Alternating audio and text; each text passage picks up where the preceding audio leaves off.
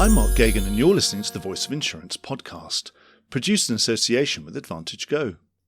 Pick and choose your own best-of-breed insurtech and data providers with Advantage Go's ecosystem.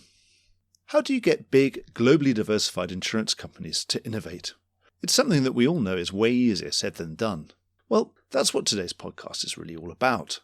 Today I'm joined by two senior executives who are working together to implement change, improve efficiency, and do new things at global insurer QBE. Global Head of Cyber, Serene Davis, has been tasked with creating a global offering for cyber at QBE, where up to now cyber development has been patchy, with different strategies playing out in various markets across the world. And CEO of QBE Ventures, James Orchard, runs a small team whose job it is to assist senior executives like Serene in realising their vision through the partnerships and strategic investments that will build up the tech providers that will help them achieve their goals. It's a fascinating conversation, and one that embodies QBE's relatively new CEO Andrew Horton's plan to imbue a culture of innovation across the group globally. Indeed, Mr. Horton may not be on the show himself in this episode, but his presence never seems to be far from the surface. It's clear from this lively chat, you have to lead from the top, and you have to resource it and be strong enough to accept that there will be many twists and turns on the road to eventual success. Listen for yourself. For anyone who is grappling with the challenge of keeping a large insurance business up to speed and relevant, without throwing out the parts of its culture that have already got it to where it is, this will be a valuable listen. What's more, Serene and James are great company and very easy to follow, so I can highly recommend a listen. Enjoy the podcast. Serene and James, welcome to the Voice of Insurance. Thank you for having us. Thank you. I'm going to get both of you to introduce yourselves, but we'll start with you, Serene. Give us a brief introduction and a history of your career to date and how you came to be in your current role. Sure. Yeah. Thank you. I appreciate it. Let's see. Well, like a lot of us in insurance, I don't know that I said at 5 years old that this is where I wanted to be when I grew up. Though I have gotten my 10-year-old to start admitting that maybe insurance, if he can't be a professional soccer player, maybe he'd consider insurance. So we'll see. I sort of fell into insurance out of college. I had a lot of fun in college. And when it came time to get a job, I sort of needed something that would appreciate the social aspects of the professional world. So I fell into insurance a bit. I really kicked off cyber and tech early. I started at AIG in San Francisco around 2005. And that was really what got me started into cyber and tech, though at that time it was really, really just tech, and I was an underwriter on the middle market team there. I was there for a hot second, a cup of coffee, not very long, and along comes a syndicate from Lloyd's coming on shore in the US to try something different, and that was Beazley, where I made the jump and I moved over to Beazley in around 2006, where I also was in cyber and tech, and I was there up until very recently. Coming over to QBE was a really exciting move. I'd been at Beazley for 17 years, grew up there. It was a really fun place to be as cyber went from something no one really talked about to what it is today. And being at Beazley for that journey was pretty wild and very fun. And we had a great time doing it, ups and downs. I learned a lot. QBE came about a bit because Andrew Horton, who was the CEO at Beazley, now at QBE, decided that cyber was something that QBE should pursue a bit more. I suppose that's quite logical, isn't it? Yeah, it makes a lot of sense. So I was lucky enough to have grown up at Beazley under Andrew and felt pretty confident that QBE could do this. And so I made the jump over to global head of QBE, where I am now. And I guess I'm approaching a year here at this point. Well, excellent. Well, we're going to be unpicking all of that with you later. But so, yeah, a vast majority of your career at Beazley. James, your turn to introduce yourself. Give us a brief history of your career. No, thank you. So my career actually started in private equity in London around the same time as Serene, so back 2005. And then I took a number of roles in corporate finance and strategy back in Australia. So I was working for a large Australian conglomerate at the time called Wesfarmers. And I was tasked with moving into their insurance division. And it was something I had no ambition to do. It was something that I had no intention to stay there for a long time, but really started to enjoy it and felt I was adding a bit of value. So yeah, like many, really fell in love with it. And that business unit was sold to Insurance Australia Group or IAG, which is a large, more consumer-focused personalised carrier in Australia, and was there for a couple of years leading their strategy teams before I was given an opportunity to form part of a new division or help shape that, which was really focused on digital transformation for the group. And within that, I had the joy of leading innovation. And I was completely new to innovation. It was my first taste of it. I had absolutely no idea what I was doing, but I was really lucky to, I guess, surround myself with those who did know what they were doing. And we had a ton of fun. We ended up building Farmark Labs, which later became Farmark Ventures. And I loved every minute of it. So was that during the sort of insurtech boom time? Yeah, that's right. It's that work started around 2016. Yeah. No, so you were right at the beginning. Exactly. And then during COVID, I had the opportunity to come in and lead QBE Ventures, who had been going for a couple of years and established a strong foundation, a number of good investments. And really it was about taking QBE Ventures to the next level. And I think the chance to work for an insurance company that had a slightly larger global footprint, was in some of the key markets, P&C markets globally, and particularly in commercial and specialty lines where I felt there hadn't been too much innovation yet and it was about to explode. The chance of doing all that was too good to refuse. So I took that on. That was about 3 years ago. So far, so good. Back in the UK now, helping scale our efforts here. No, you're certainly right with that. QBE Ventures, I remember being a conference organizer, obviously in my previous life, doing lots of insurtech conferences, and QBE Ventures were right at the heart of that, particularly on the US side of things. So it was good to see a familiar name doing something quite unfamiliar, actually. So why don't you give us a quick run around of what QBE Ventures is all about, James? Yeah, of course. So QBE Ventures is the corporate venture arm of QBE. So what does that mean? Well, that means that we invest in and build alongside venture stage technology companies or startups, basically. I suppose it's important to say that you're not a venture capitalist. You're not just sort of somebody at QB board level has given you X amount of money and said, go and turn that into 5 times the amount of money in a few years or whatever. It's more strategic than that, isn't it? That's right. So there are basically 2 forms of corporate venture fund, as you said. And so there is, those that invest purely for financial return, and they're very much tasked with that, often quite separate from the business, and those that are tasked with a strategic return where they help or they invest to help the organization deliver on its longer term objectives. So we're very much in the latter. So our role within QBE, and we worked really hard to define that and have a clear role in the strategy of the group, which I think is of fundamental importance for those who are innovating. Our role within QBE is to accelerate the delivery of the group's strategic priorities by bringing the outside in. Okay. So for us, we spend a lot of time doing that. And we really try and aim or maximize that strategic value through 2 ways. One is the operational benefit. So how can we partner with startups to help the organization grow, to help improve margin, to help achieve some of its financial KPIs? And then there's a thought leadership aspect to it. So how can we help provide access to insights on new trends or emerging technologies? How can we help the organization understand sort of new strategic spaces? How can we sort of help shape strategy for the organization in a way that provides longer term opportunities? And so we're very much focused on that.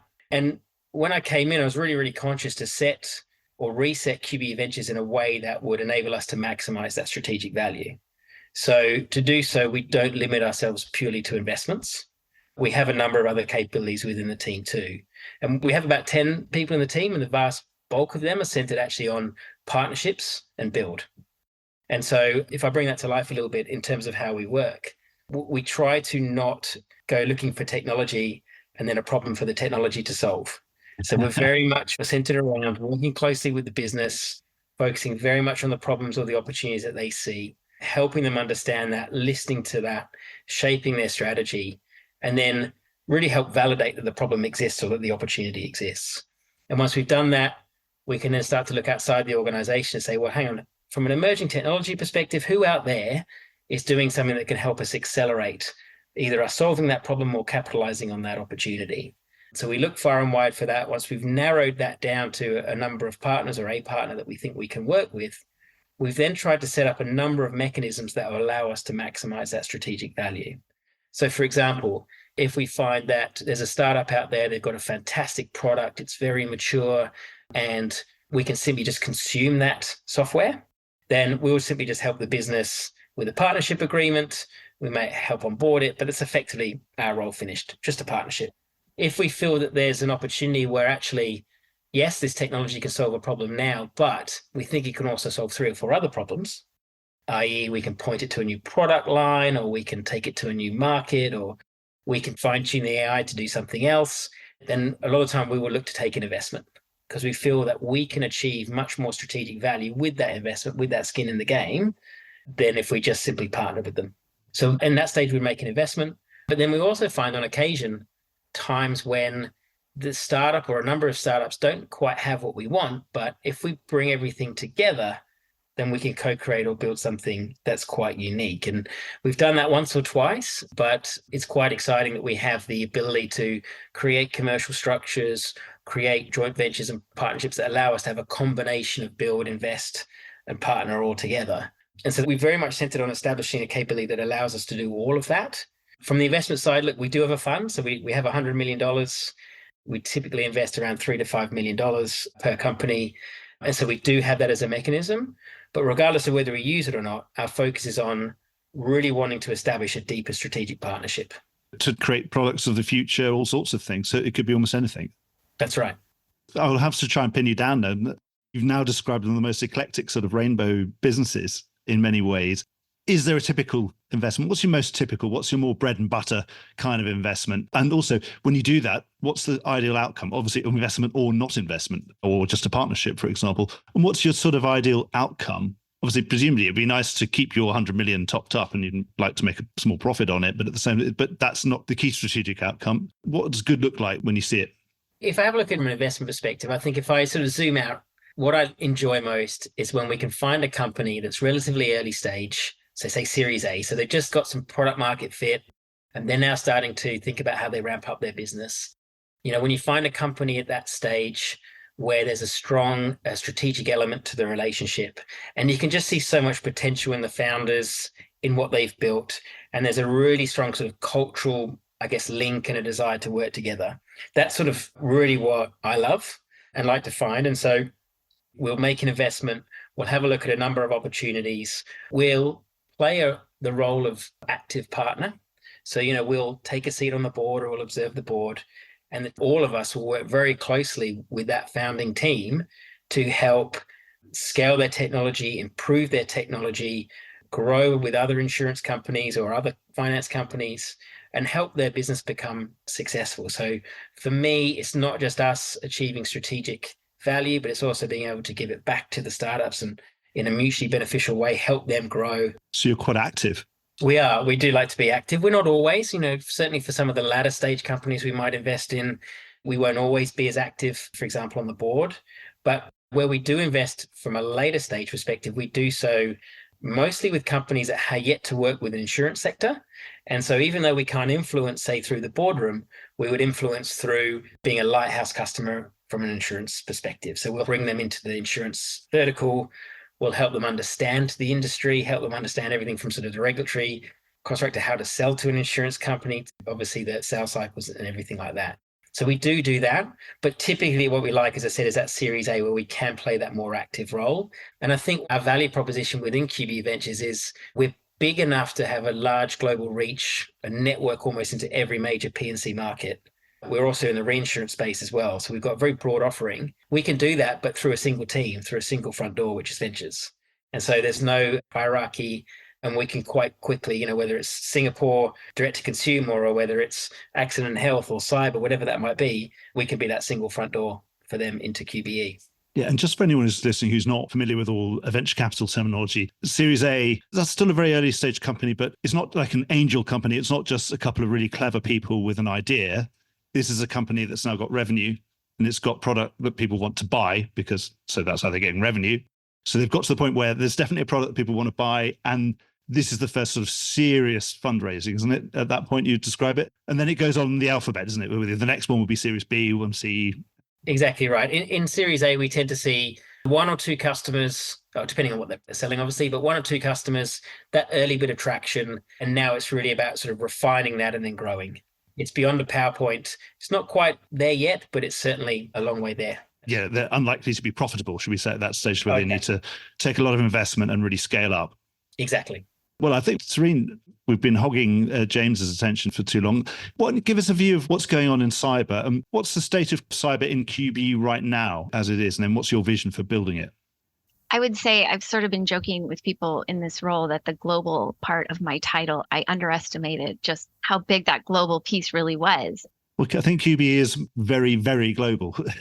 Yes, that's right. I wasn't as familiar with QBE from a North America standpoint in the US cyber market. And so having come over and really spent all of my time exploring QBE and what we have on the ground and what we need to do, I've been pleasantly surprised by the massive footprint of QBE, but also the footprint that already exists for cyber underwriters. So arguably, though it hasn't been a product that QBE has sought out to grow in a big way, especially globally, we have a real competitive level of underwriters on the ground in many countries, especially continental Europe, London, the US.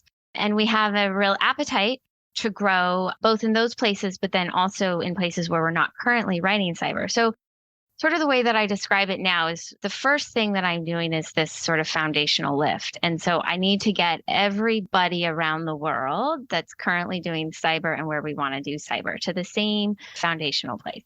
And we have to do that because we need to be able to just compete on the day-to-day with those markets that are also in that space, right? And there's just a few things that really need some tweaking. The vision for this is that we will offer it's pretty simple, but for QBE, it's a bit new in concept, that around the world, wherever you approach us, you will have the same experience, from product to the way we assess risk, to the way that we talk about risk, to our enthusiasm for cyber risk, right? So that's sort of my job. And built into that are sort of a million different things. In North America and Europe and London, it's bringing that around to creating that cohesive approach, starting cyber very much in Australia. So that's a bit of a ground up build that we're doing right now.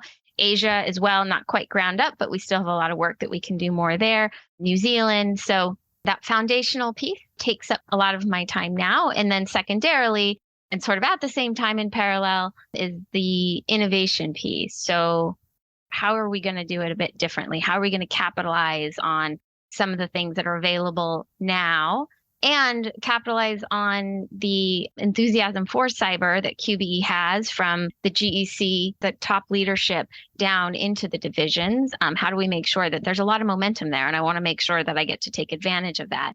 Cyber is really important for QBE, both as a great product, right? When you can do cyber, you can do it well, you can do it profitably. The market has learned a lot over the years, but it's also a product that you can really do globally.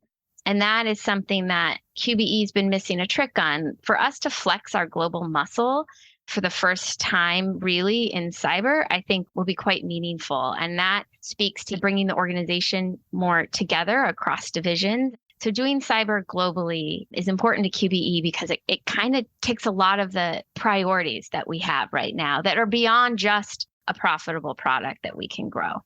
Yeah, you're right. You couldn't get anything more global than cyber because it's, by absolute definition without borders, and the losses are coming from all over the place. And half the time we can't even prove where they're coming from. They're just coming from the ether. So it sounds like you've got a really big management job there, but some places you don't have any cyber. Other places you've got some cyber, but at a certain level.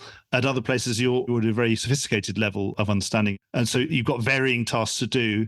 And I suppose this is the point where anyone listening to the podcast will say, I was wondering why James and Serene are here together. Because, of course, what you're doing, you're going to be putting your stamp on something new. And the first time that QB is trying to do something on a global basis in a very innovative sector like cyber. And, of course, you've got James to help build it with you. And you've got backing all the way from the top.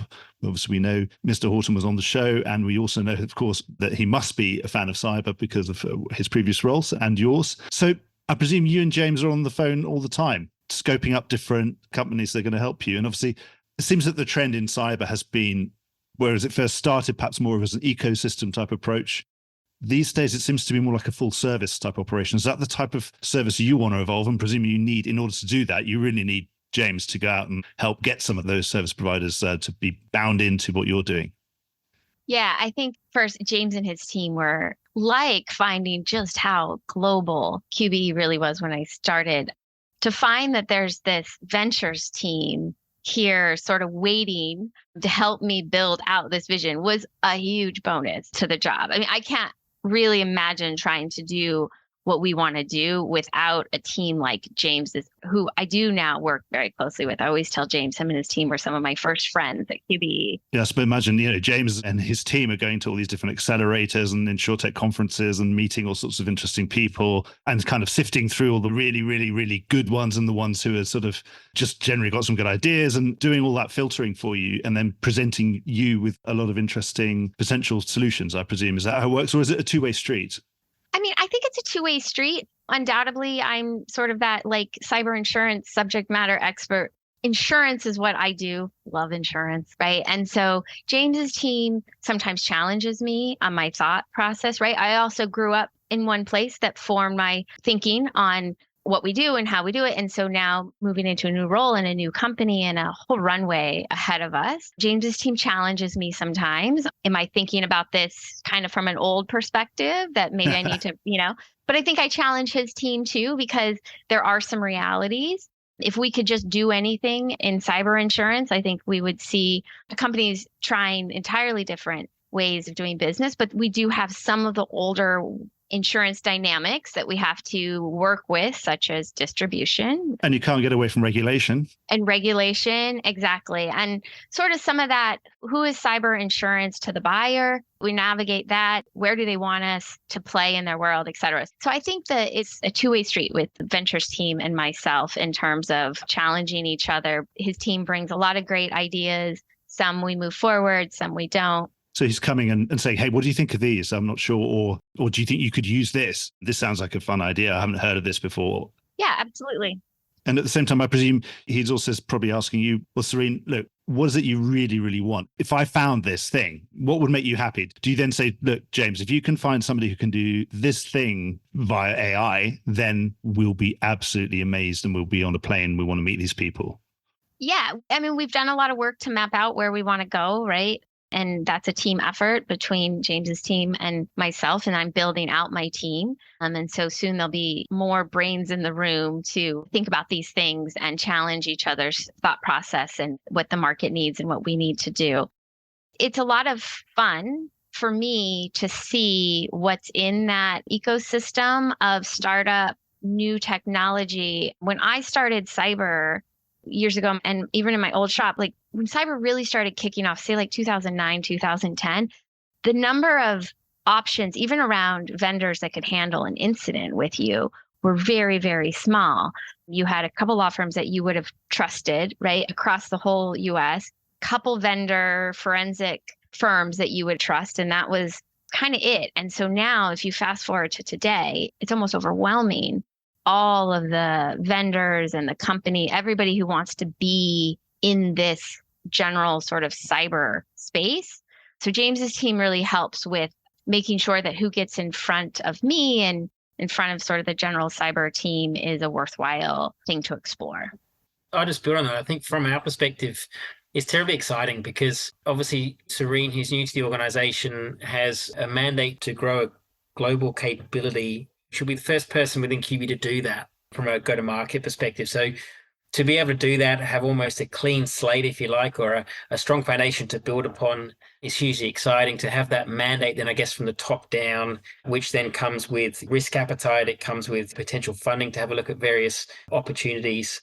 To be able to do that and do that in a market where I think it's really defined how you have a look at integrating sort of risk management, various other emerging technologies into the value proposition to enhance, our understanding of risk, to enhance the value that cyber insurance offers. It all sort of adds up to this perfect combination where we can come together, we can feel like we're adding value, we're helping craft that vision, we're opening Serene and her team's eyes to some of the stuff that's out there. But likewise, a lot of what we see is PowerPoints and pretty demos. So how do we cut through some of that to actually say, well, actually, that's not real, or you can't do that, or that's just not going to scale. And so to be able to have that lens from her team is fantastic. So I think so far we've started working really well. And I think as we start to press the pedal a little bit, it's going to get even more exciting. Yeah, and Serene, I suppose I should rewind a bit.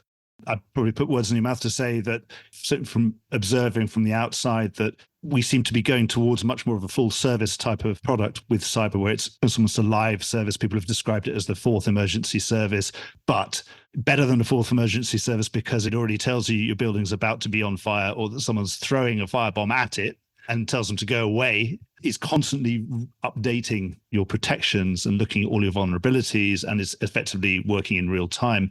Is that the kind of thing you want to build at QBE? I just assumed that that's what you wanted to build, but let's see what's on top of your shopping list in terms of what that vision is. What would this QBE global cyber service of the future look like?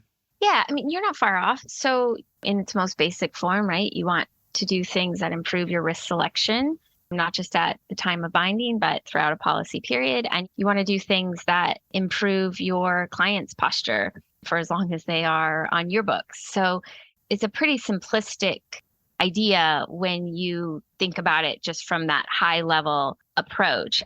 I think part of the fun at QBE is that we do right now have the capability sort of maneuver where in the world we are. So maybe there's some things that we're going to pilot in one part of the world where we have something, maybe it's because we're standing up cyber for the first time. So maybe we have a little bit of flexibility and like, what can we try here? And if we try it and it doesn't work, well, we didn't break anything because we were building to begin with, right? And then you have sort of the places that you kind of have to be a little more protective of, like London, Europe, and North America, where we have books of business.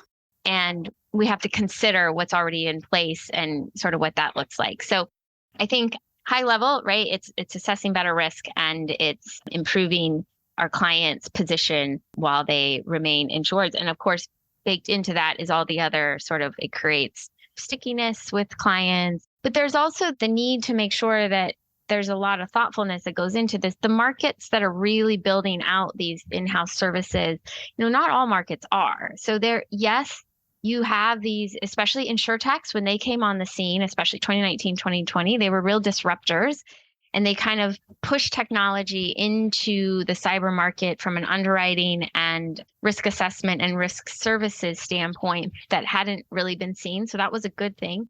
And some of your more traditional markets are going in that direction. But surprisingly, you still have some pretty big cyber players who aren't investing a lot in this space as far as you can see today. So I think that the market is actually still a bit split on it.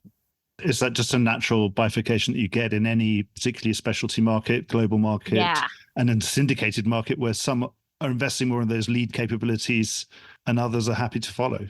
Well, that's right. And it's also, where do you want to play, right? So not all companies are created equally. And so as you push down into smaller companies, we believe as a market, right, that they're going to allow us to be a bit more hands-on and helpful. If you are only really looking to play in that larger space, well, they likely aren't looking for you to do some of those same things, right?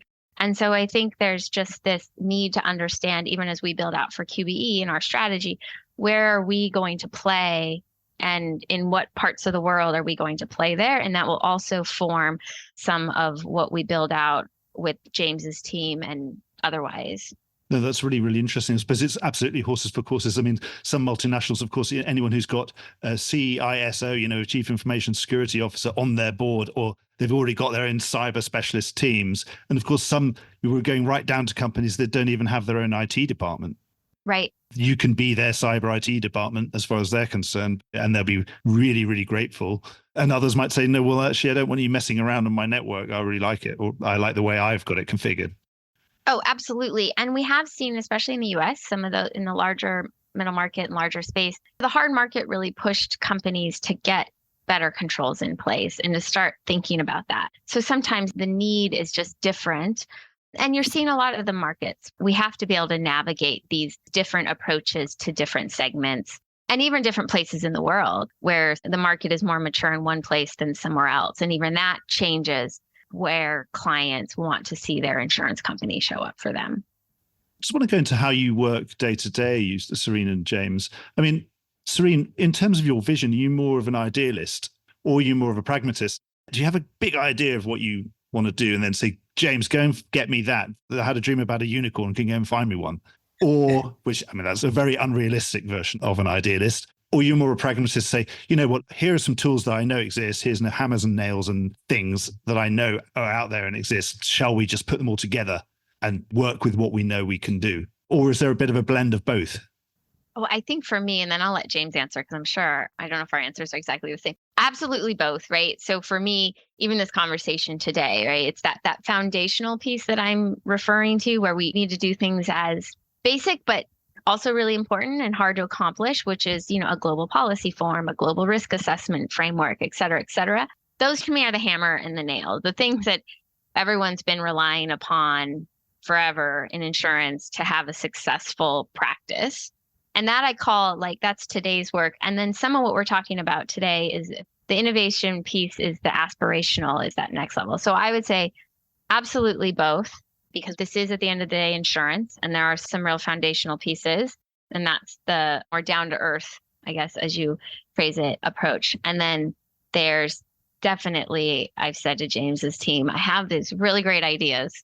Here's what I think you should go find. And then they do. So, yeah, James? I agree. I definitely think it's a combination of both. And I think we have the vision, you have an aspiration and something that you're working to, but how you get there is going to be a combination of sort of small incremental steps, I think, balanced with some larger, bigger bets that are sort of more longer term in focus. So Serene said we're relatively early on our journey. And I think that in the context of QBE, even if we just look outside and have a look at some of those emerging MGAs, have a look at some of the more progressive carriers, even if we catch up to them and use some of the technologies that they're using, that's still going to be sort of leaps ahead of what we can do in some markets today.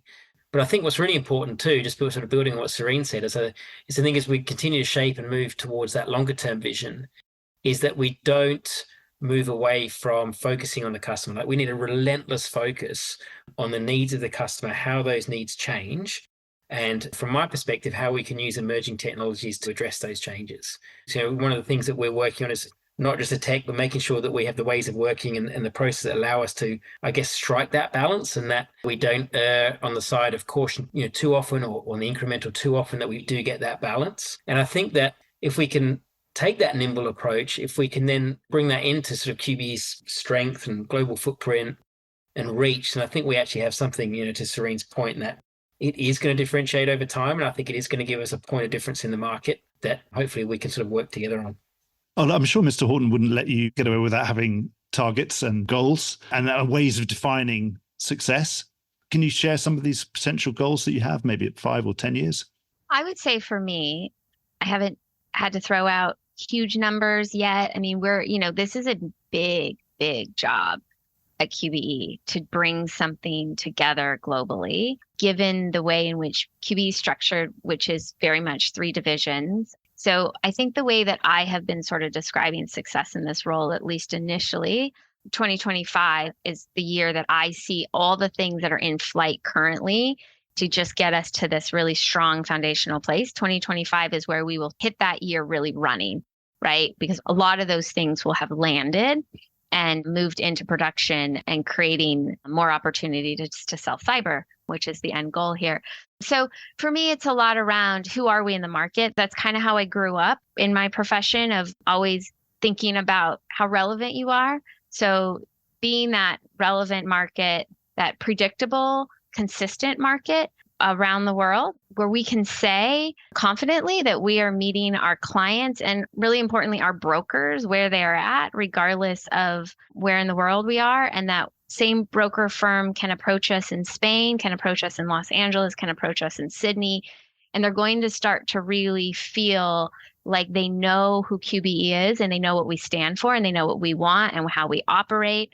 That's what get really excited about currently. And then sort of the growth as it pertains to numbers and that, I think that will naturally come. If we can do what I just described, the growth is going to follow. If you're one of the first names that a broker thinks of when they think of cyber, and they think, oh yeah, QBE do cyber now, yeah. And they do it this way, and I know what sort of things to send them and in what format. That's half the battle, plus cyber's growing anyway. And we think we can all agree that cyber's going to continue to grow for at least the next 15 to 20 years. I think something from our side as well, just so from the venture side, is there are a lot of companies, cutting edge companies out there doing all sorts of wonderful things in cybersecurity. And we want to have a strong enough value proposition, a strong enough reputation in market, not only in the insurance industry with brokers and our customers, but also in those sort of cybersecurity communities as well, right? Where we can be a partner of choice, where we can have a really slick onboarding partnership process, where those who work with us know that they're going to receive guidance and help in how their business scales and grows, but also that they're coming into a mutually beneficial relationship that's going to be great for everybody. So I think if in 5 years we can have that reputation as well and be able to sort of have this ecosystem of partners, and I think that'll be, a good sign of the traction success we've had. And James, on that, how keen are you on trying to find exclusive things that would be kind of QBE only things? And how realistic are you about other things where you know that you've found a partner that probably needs to work for your competitors as well? Yeah, this is a really good question. And it's interesting because corporate venture in particular is, I think, shifted over time where there used to be a heavy focus, particularly on very competitive industries where you would look for that exclusivity, right? And you would look to limit that. We take completely the opposite view, or certainly I do. I have a desire to want to help QBE and the startup. And I think you're going to be limiting it, the potential of that startup, the development of its technology, if you're locking them into a single partner. So we're very founder friendly in that sense. We want to encourage them and go out there. And I think it really comes down to how we use the technology. And, there's certainly things that we can do as an early investor or as an early partner where we can be the guinea pig, if you like, or we can see things, slightly ahead of everyone else, but in no way being exclusive. And then it just comes down to our processes and our ways of working that will hopefully position us better than everyone else to be able to sort of work with them, stay ahead of the technology as it advances and use it to better value than anyone else can. And I think if we keep going with that, then that'll be beneficial for everybody. There's probably nothing worse than finding someone who's got this brilliant idea and then you almost want to smother them and you end up Exactly that they can't actually grow to the full potential because you're limiting what they're doing. And then that means that they can't then execute for you either. Exactly. And you'll slow down the process, and the learnings that they would have got from other partners that you could potentially benefit in the next iterations of their product or further down their roadmap. So yes, there's definitely been more benefits, I think, to letting them run free and grow as big as they can. We've been talking a lot of all strategic, technical, very insurance-y, big picture kind of stuff. This is a people business, ultimately, Serene. So how much of your focus is about getting those people or getting the best out of all the people that you've already got? What makes QBE so unique is we have this opportunity to do something new and innovative and not entirely startup-y, but definitely with a lot of runway. But it's wrapped within a bigger brand, a really safe, big insurance company. The fact that QBE hasn't pushed deeply into cyber in the past is, because I love cyber, it feels like it could have been a miss and it's definitely time. And so that culture piece for me is there is absolutely top-down support for cyber, but I still get to do what I really love to do, which is bring people along on the cyber journey and do the therapy and we can do this and it's really fun and let's get out there and this is what it looks like. So that's the culture piece for me that has been easy because of the top-down support, but does still exist in sort of the day-to-day. And then secondly, just culturally, cyber is one cool thing happening at QBE, but there's a lot of cool things happening at QBE. And the push for innovation and what Andrew and his executive leaders are doing in terms of just moving QBE in a direction of embracing new technology and new ways of doing things. It really helps my job, but it is not just cyber. It is the whole organization is being asked to think about this differently. And cyber has benefited. We've already, with the help of James' team, built an AI tool that the cyber underwriters were the first to get to use, and that's really exciting. So cyber being an important part of all of this, we kind of got to go first, which is great, but there's this whole big world of QBE where the culture is shifting towards use technology. And I think James, he's better positioned to speak on that larger picture.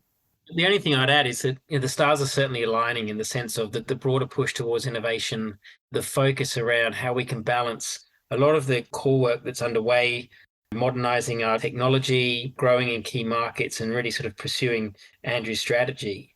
Being able to balance that with a growing focus on the longer term, with a growing focus on innovation and doing new things is really exciting. And it's really helpful to guide and give us the room to be able to sort of set that more aspirational vision for cyber, being able to sort of know that we've got the funding in place, know that we've got the support to be able to bring that in to try new things, but also our staff on a day-to-day basis are being encouraged to adopt a much more growth-oriented, open mindset. So if they can do that at the same time as apply it to their day-to-day jobs, as what we're seeing in cyber, then we really do have such a strong foundation in place culturally to be able to sort of deliver on that vision. And if I'm honest, I think if we don't have that growth mindset, if we don't try and encourage that open mindset and give our people the room and the tools to innovate, then we'll fail in this aspiration. We'll have a follow me type approach to the market.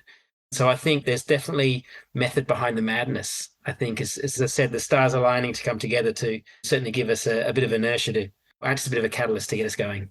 And James, in ventures, you're meeting hundreds of new people all the time, every year. You're out meeting founders of small insurtech companies. I mean, so how much of your job is really people management or understanding, sort of judging those characters and how good they might work with an insurance company? Yeah, it's a really key part. And as I said, one of the sort of, if I boil down to the sort of the top two or three things I look for in a startup, number one is culture, right? What is the leadership style, the engagement style of the founder? How collaborative are they? Do they come in and ask questions and want to know of your problem, or do they come in thinking that they've already solved everyone's problems and therefore bring us, a certain character or style with them, which is probably not conducive to, a longer term partnership. So culture is hugely important. We place a lot of value on it. We really want to make sure that it's not only the startup that has those cultural elements, if you like, but also that the various parts of QBE they're working in are also startup ready. And a key part of being a startup ready and being able to work with startups, it's not just around having risk appetite and, having a desire to be innovative or have a little bit of money squirreled away so that you can innovate.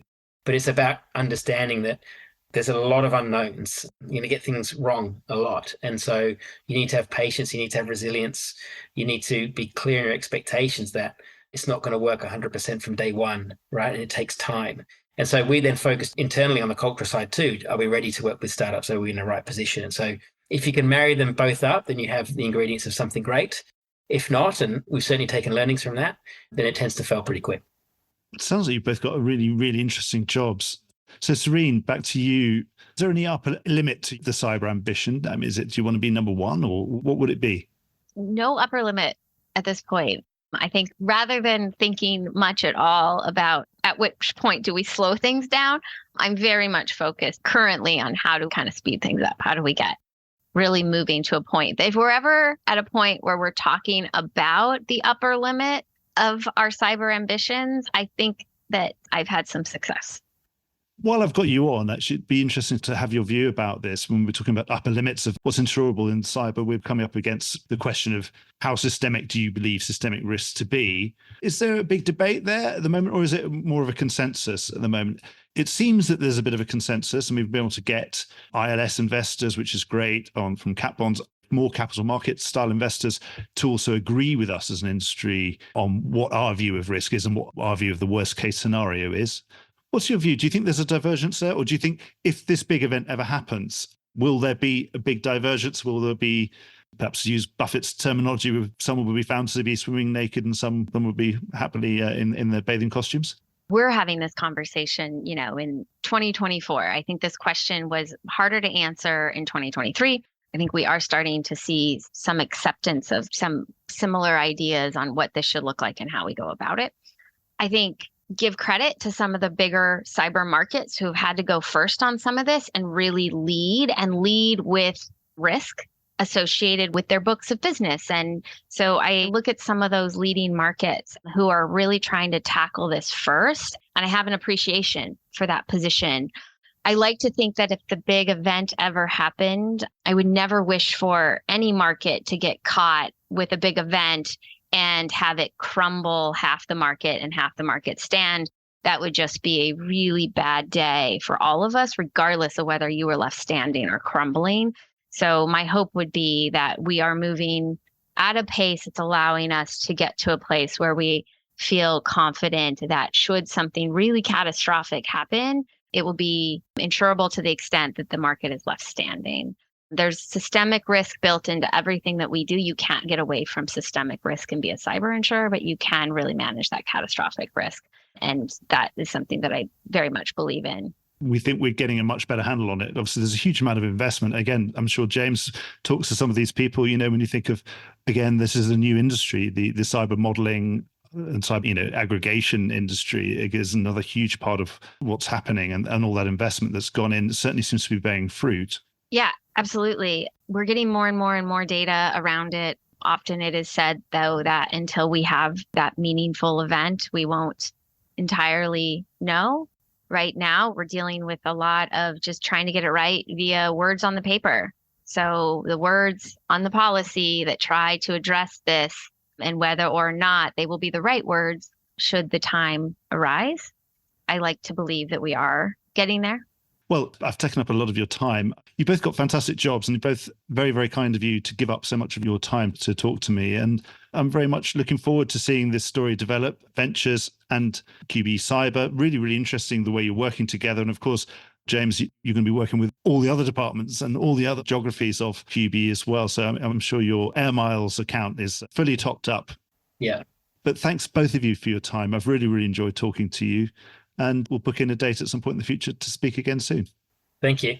Thank you. Well, I hope you enjoyed today's episode. If you did, don't forget to subscribe or leave a like or a review or recommendation on whatever podcast platform you used to access this program. These really help get the word out. Before we go, just a quick reminder that advertising slots are available here and in other places in the Voice of Insurance podcasts. Podcasting is the fastest growing medium and attracts a high quality audience of key decision makers. It's also an intimate medium where you, the listener, are right in the room with me and the interview subjects. Needless to say, that means it's a great way of getting your message out directly to an audience because you know you've got their full attention. It's also very cost effective. So get in touch with Mark at thevoiceofinsurance.com to find out how you could be speaking directly to the industry. The Voice of Insurance is produced in association with Advantage Go. Release your underwriters to underwrite with Advantage Go's underwriting platform. Voice of Insurance is produced by me, Mark Gagan. Music was written by Anna Gagan and produced by Carlos Gagan. Check out more podcasts and written comment pieces at www.thevoiceofinsurance.com.